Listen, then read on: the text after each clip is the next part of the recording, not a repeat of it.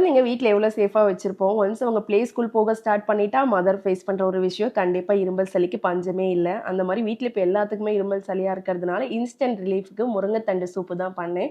இந்த தண்டு வந்து லைக் ஆட்டுக்கால் சூப்பு மாரி அவ்ளோ டேஸ்ட்டா இருக்கும். ஒரு குக்கர்ல முருங்கத்தண்ட வந்து 2 டூ 3 டைம் வாஷ் பண்ணிட்டு, ஒரு 2 டீஸ்பூன் பாசிப்பருப்பு, சால்ட், மஞ்சள் போட்டு 4 டூ 5 விசில் விட்டீங்கன்னா, முருங்கத்தண்டுலேருந்து எசன்ஸ் எல்லாமே தண்ணீல நல்லாவே மிக்ஸ் ஆயிருக்கும்.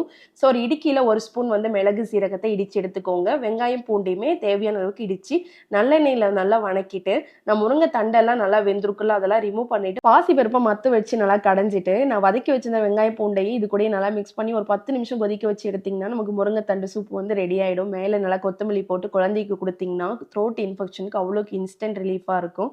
வீட்லயே ஹோம்மேட் பன்னீர் வச்சிருந்தேன். ஸோ சிம்பிளா வந்து ரொம்ப நாள் ஆச்சு மேகி பன்னீர்ன்னு சொல்லிட்டு, ஜஸ்ட் மேகி வந்து வேக வச்சு எடுத்துட்டு, வெங்காயம், குடமிளகா, பன்னீர் மட்டும் போட்டு நல்லா மிக்ஸ் பண்ணி நைட் டின்னருக்கு மேகி சாப்பிட்டாச்சு. இன்னொரு மினி விலாக்ல பார்க்கலாம். பாய்.